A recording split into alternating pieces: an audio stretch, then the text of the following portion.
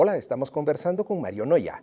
Mario, en Guatemala, voy a decir que en América Latina y seguramente en todo el mundo, la libertad de expresión está siendo amenazada por diferentes vías, con diferentes instrumentos. ¿Cuál es tu experiencia al respecto? Pues mi experiencia es que hay una tremenda paradoja, ¿no? Porque se supone que estamos en el momento de esplendor de las sociedades abiertas, donde la información está al alcance de todo el mundo, donde todo el mundo tiene un altavoz al alcance de la mano, no tiene que pedirle permiso a prácticamente nadie para decir lo que quiera a quien quiera y alcanzar a todo el planeta.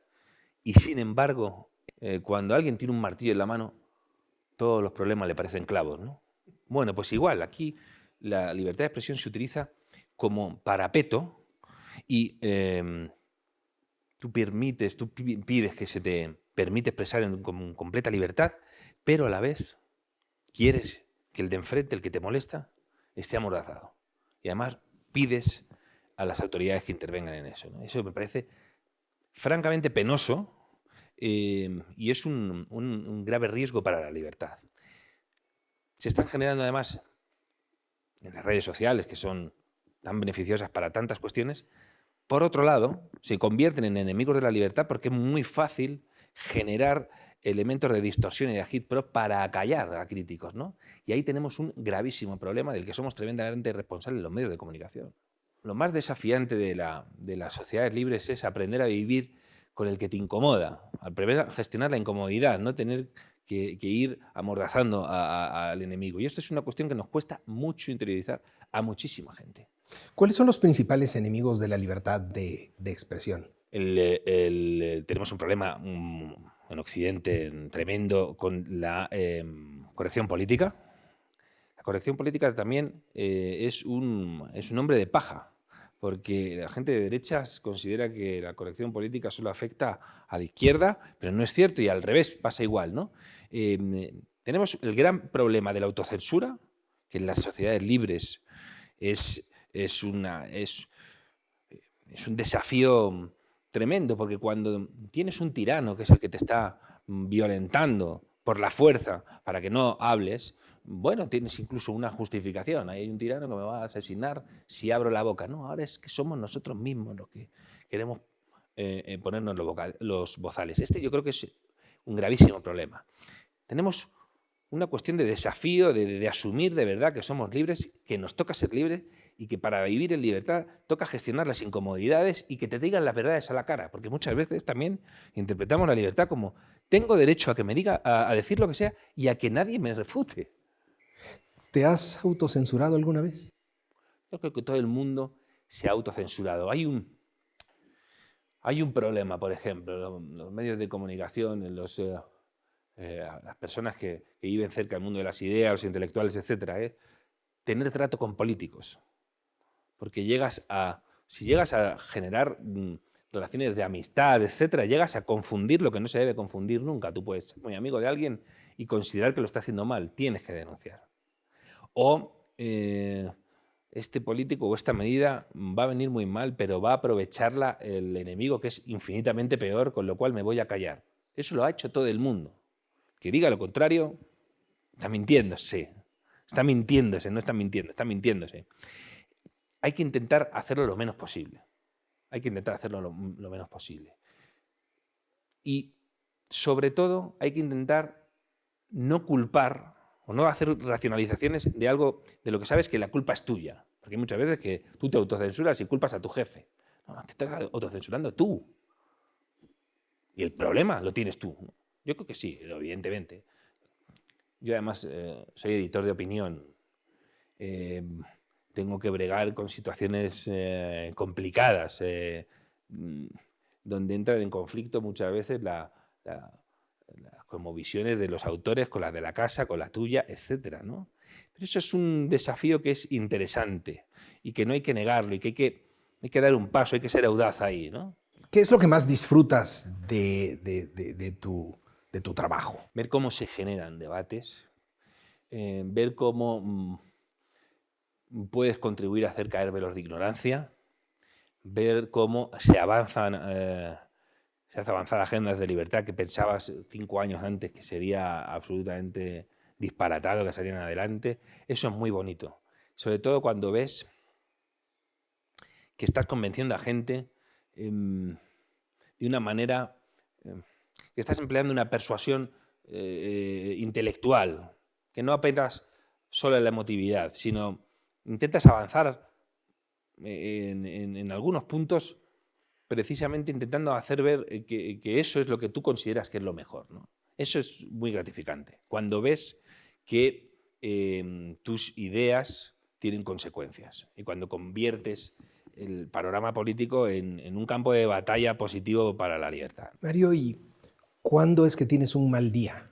Los medios de comunicación hoy en día vivimos en permanente ebullición y es muy, muy fácil ser injusto con mucha gente. Muy fácil. Y además, hoy en día los objetivos son achicharradores de personas. Alguien que se pone en el foco de la opinión pública puede acabar absolutamente achicharrado porque la presión es brutal de muchísima gente en un periodo de tiempo muy corto. Y tú ahí, en vez de dar el paso atrás, muchas veces lo que haces es contribuir a que alguien dé el paso adelante en ese festival, en ese aquelarre, ¿no? de poner a alguien en el disparadero o en la plaza pública, ¿no? Ahí tenemos un problema muy frecuente los periodistas, los generadores de opinión, a la hora de intentar poner freno a una discusión para dar argumentos sensatos y para ver si lo que ha dicho una persona es realmente lo que hemos querido entender o si lo que estamos pretendiendo es machacarlo y que eso sea solo una excusa, ¿no? Eso sí que es un desafío en el que tenemos que pensar muchísimo más. Cualquiera que haya tenido algún día algún tipo de problema en Twitter y vea que le entraron 500 personas a decir las mayores salvajadas puede saber perfectamente a lo que me estoy refiriendo, ¿no? ¿Cuáles son los límites a la libertad de expresión? Es una pregunta tremenda, a la que nos gusta darle muchas vueltas a los liberales. El límite a la libertad de expresión tiene mucho que ver con la situación en la que se encuentre, ¿no? Hay un dicho, ¿no? Tú puedes decir, los negros, los homosexuales, los gays, los blancos, las mujeres son lo peor y había que matarlos a todos. En una discusión de bar, que estás crecidísimo y no pasa absolutamente nada. Si dices eso, hay que matar a todos los refugiados del mundo. Tú puedes decirlo en un coloquio delante de amigos, es una butada y tus amigos lo entienden. Si tú dices eso en una puerta de un hogar de refugiados, con gente absolutamente tensa porque haya habido, imagínate, cualquier episodio de violencia en el pasado absolutamente inmediato y un señor lleva una garrafa de gasolina y tú incitas a ese señor que deja de ser un señor y se convierte en masa, ahí no tienes libertad de expresión. Ahí tu libertad de expresión es el fulminante que puede generar una matanza, ¿no? Yo creo que el problema aquí es que, lejos de lejos de pensar, las restricciones tienen que ser las mínimas, empezamos al revés la historia. No se vaya a ofender a alguien y entonces de principio pones todas las restricciones del mundo. No, lo estamos haciendo al revés. Tendrían que ser al revés. Los límites a la libertad de expresión tienen que estar muy relacionados con amenazas inminentes y muy creíbles de violencia sobre una persona.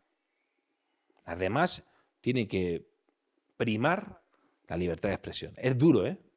Es duro, porque hay gente que no lo acaba de asumir. Es duro. La libertad de expresión no es para escuchar al que te agrada, es para escuchar al que te va a soltar la cosa más desagradable del mundo. Pero tiene derecho a decirlo y tú no tienes derecho a callarlo. Eso cuesta muchísimo de afrontar, porque incluso el ser humano, cuando oye decir algo que considera una aberración, si no se opone a ello, casi como que entiende muchas veces que está claudicando ante el mal. No, hay que callar a ese tipo. No, tienes que saber cuándo ese tipo es un peligro, tienes que ser realista y tienes que saber que si tú callas a esa persona no se va a callar, lo va a seguir diciendo, porque tú a lo mejor no te vas a enterar. Y encima le vas a generar un aura de héroe, que puede ser lo último que desearas para esa persona, ¿no? Conviertes en héroe de la libertad, absolutos enemigos de la libertad, ¿no? Eso ha pasado muchísimo, ¿no? Pero es verdad que son temas complicados, son temas complicados. En Estados Unidos hay una iglesia, la iglesia de Westboro, creo recordar, está especializada en acudir a funerales de soldados caídos en Estados Unidos en conflictos bélicos, a decir, Dios Dios celebra que esté muerto y además les llaman, tiene un término despectivo, cuando dice que son homófobos y entonces los tratan como si fueran homosexuales de la peor categoría a los soldados caídos. Lo dicen delante de los familiares que están acudiendo al duelo. ¿Tiene derecho ese señor a decirlo en tu cara? No lo sé.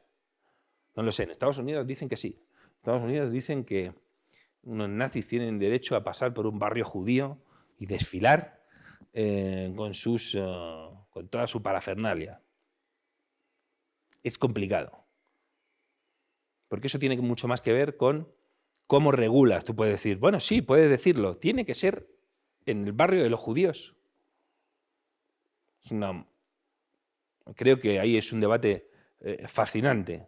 Es fascinante desde el punto de vista intelectual, pero claro, eso genera muchísimas heridas y mucho dolor en gente que no está pensando en una cuestión de ideas, sino un superviviente del Holocausto que le están desfilando delante de su cara para decirle ese tipo de cosas. Pero la libertad de expresión, por ejemplo, tiene que amparar barbaridades de negacionistas, tienen que amparar todo eso. La lucha por la libertad es precisamente desmontar, denunciar, exponer al farsante para que todo el mundo sepa que es un farsante. Como lo ocultes, malo. Porque le das opción para que haga esta pregunta, ¿no? ¿Por qué no le dejan hablar? Algo tendrán que ocultar. Entonces, cebas la manera conspiracionista que tiene mucha gente de razonar, ¿no? Y ahí acabas haciendo un favor al enemigo. Mario, si un estudiante se acercara y te dijera yo quiero ser periodista, ¿tienes un par de consejos? Había un dicho de un intelectual español que decía que el periodista tiene que ser el eco de todo y el eje de nada.